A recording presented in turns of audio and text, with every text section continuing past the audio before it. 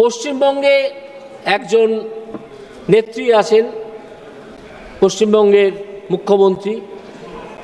তিনি বলেছিলেন এসআইআর করতে দেবো না। দেখছি তো এসআইআর তো তিনি করতে দিলেন না। এসআইআরের কাজ 99% শেষ হয়ে গেছে গতকাল, আজকে হয়তো বাকিটা শেষ হয়ে যাবে। কি ক্ষমতা আছে তার? তিনি এসআইআর করতে দেবেন না। কেন এসআইআরকে গালাগাল করছেন সেই কথা চমৎকার উদাহরণ দিয়ে এর আগে বলে গিয়েছেন নিশিকান্ত দুবে। পরিষ্কার জানিয়ে দিয়েছেন যে আপনারা বাংলাদেশ থেকে যত সংখ্যক মুসলিম আমদানি করেছেন সীমান্ত পেরিয়ে, আমি তার সঙ্গে জুড়ব প্রায় 432 কিলোমিটার এলাকায় আপনারা জমিই দেননি, যেখানে কাঁটা তার বসানো যেত। সেখান দিয়ে একের পর এক বাংলাদেশিকে ঢুকিয়েছেন।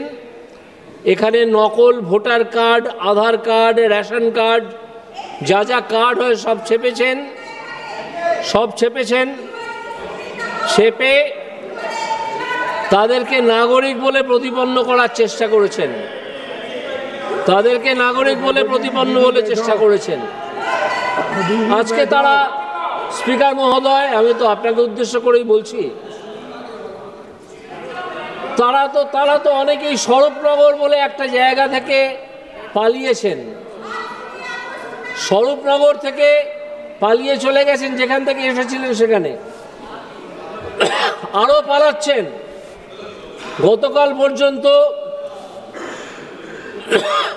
ফর্ম ফেরত না আসার সংখ্যাটা দাঁড়িয়েছে প্রায় 60 লক্ষ। আজকে তো এটা আরো বাড়বে।